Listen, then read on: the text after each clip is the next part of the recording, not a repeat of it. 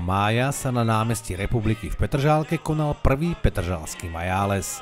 Oslavy začali súťažou vo varení guláša, kde sa stretli amatérske kuchári, ale aj skúsení guláš majstri. V prvom rade musí byť varený s láskou a my sme mali takú tajnú ingredienciu, lebo tu bol málo času na taký guláš, tak sme urobili to, že sme tie ingrediencie osmažili, vybrali, ale nebudem hovoriť postup.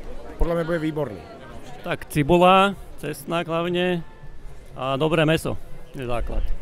No a koho napokon určila porota za víťaza? Každý ten guláš bol jedinečný, niečím iný, zaujímavý a bolo naozaj pre mňa veľmi ťažké vybrať ten najlepší. V jednom cítim majoránku, druhý pikantný, tretí s perfektným mäskom. Naozaj veľmi ťažké vybrať. Na prvom mieste vám predstavujeme víťazov vo varení gulášu v Petržalke a to je Staromestský tím. Petržalský majáles ponúkal aj stánky s občerstvením. No a na remeselných trhoch si mohli návštevníci zakúpiť rôzne tradičné výrobky.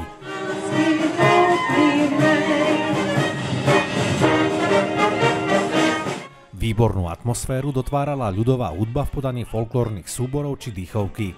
Pre deti boli pripravené rôzne atrakcie ako motorové autíčka, skákací hra či drevený kolotoč. Najväčšou udalosťou podujatia bolo stavanie mája, symbolu jary, ktorú postavili chlapci z folklórneho súboru Poľana zo Zvolena.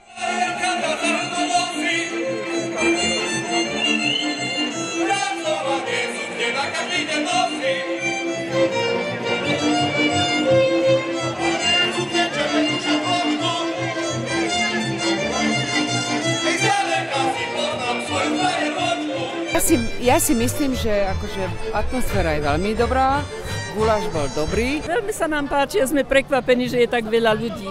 No lebo bol pekný čas, tak každý využili to počasie pre rodinu, pre deti a je tu veľmi veľa akcií.